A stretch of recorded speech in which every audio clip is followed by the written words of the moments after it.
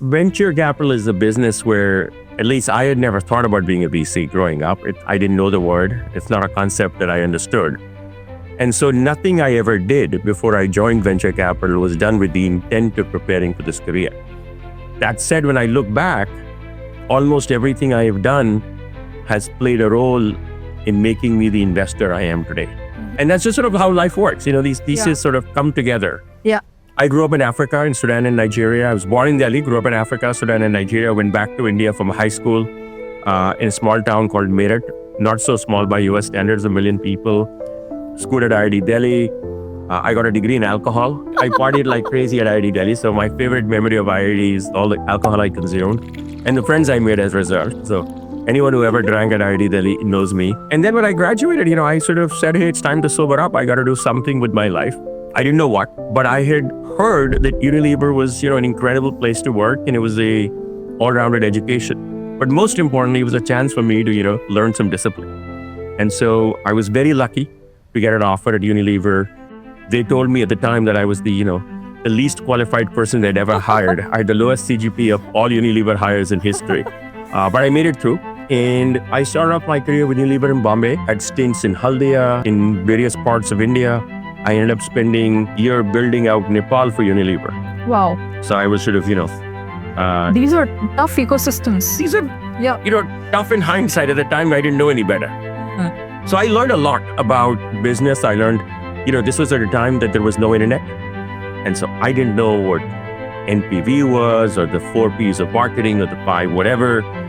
You learned all of these concepts by doing and from the people around you. But very quickly, in fact, I still remember this moment. I was sitting at the top of my, manufacturing plant in the Himalayas, just on the foothills of the Himalayas, looking up at Everest. And I would say, I don't want to be making soap for a living for the rest of my life. It doesn't do anything for me. I can make better soap. I can make whiter soap. I can make more fragrant soap, but it's soap.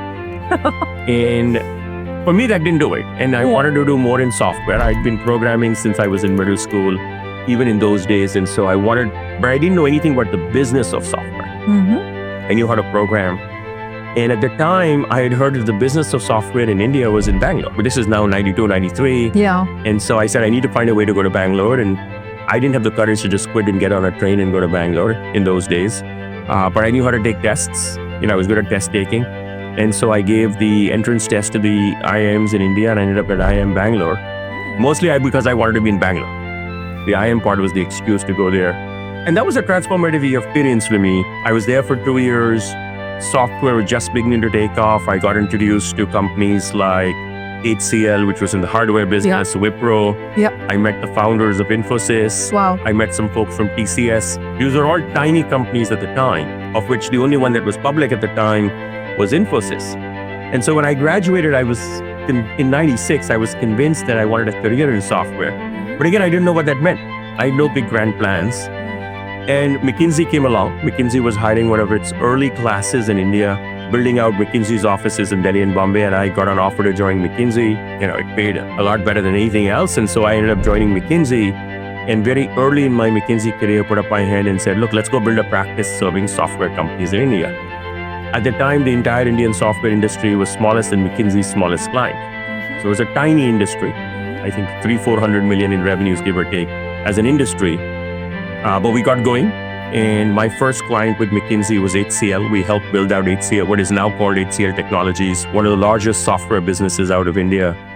And that was the start of a practice.